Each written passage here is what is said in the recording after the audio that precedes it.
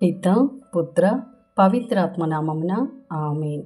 ఈరోజు జూలై 19వ తారీఖు. మత్తయి సువార్త 12వ అధ్యాయము 14వ వచనము నుండి 21వ వచనం వరకు.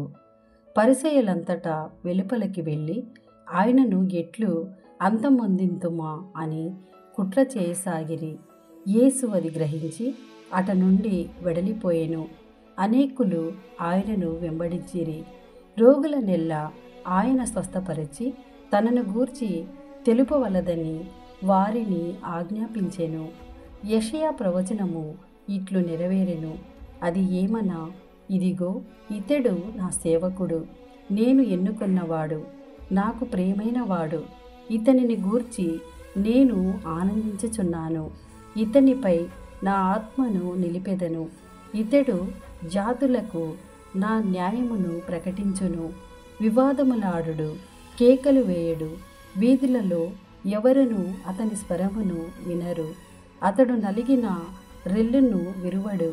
మకమకలాడుచున్న దీపమును ఆర్పడు. న్యాయమునకు విజయము చేకూర్చునంత వరకు పట్టు విడువడు. జాతులు అతని నామమునందు విశ్వసించును. ఇది ప్రభుని వాక్కు. సర్వేశ్వరునికి వందనములు. పిత పుత్ర పవిత్రాత్మ నామమున ఆమేన్.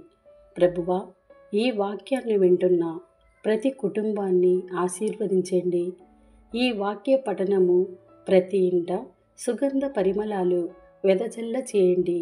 మీ వాక్య పరిచర్య చేయుచున్న ప్రతి ఒక్కరిని దర్శించండి, ఆశీర్వదించండి, ముందుకు నడిపించండి.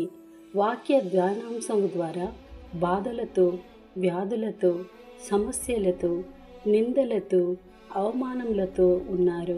వారినందరినీ దర్శించమని యేసు నామములో అడిగి వేడుకుంటున్నాం తండ్రి. ఆమేన్.